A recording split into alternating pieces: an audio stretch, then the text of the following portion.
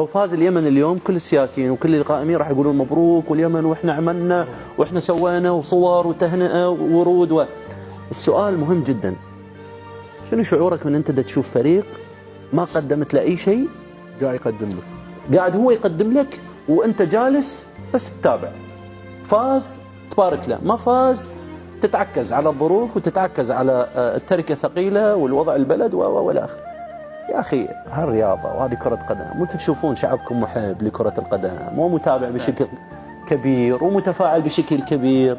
على الاقل اسعى. انا بوجهه نظري القائد ما يتعكز على اخطاء اللي قبله ولا على المشاكل، يحاول يحفر بالصخر حتى انه ينتشل فريقه، ينتشل بلده، يحاول ينهض بالواقع، يحاول يقدم اي شيء. والله حرام عليهم والله العظيم. هالمواهب هاي اللي موجوده، شوف انا في وجهه نظر اغلبنا واحد يعني كلنا توقعنا وضع المنتخب اليمني راح يكون سيء في مباراه اليوم، لكن اليوم اللاعبين سكتونا 90 دقيقه جري، مهاره فرديه، جمل تكتيكيه، كل شيء سووا في عالم كره القدم. يعني حتى الحراسه اشكلنا على الحراسه، نزل الحارس كذلك عوض زملائه.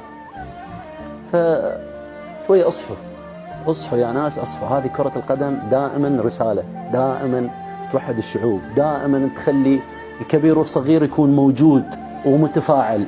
وهذه كأس الخليج يعني مو حلوه في كل كأس خليج. انا صار اكثر من مره احلل في كأس خليج، نجي نتكلم والله اليمن ما سجل واليمن خسر واليمن كل النتائج سلبيه لليمن. صار من كم دوره شارك فيها؟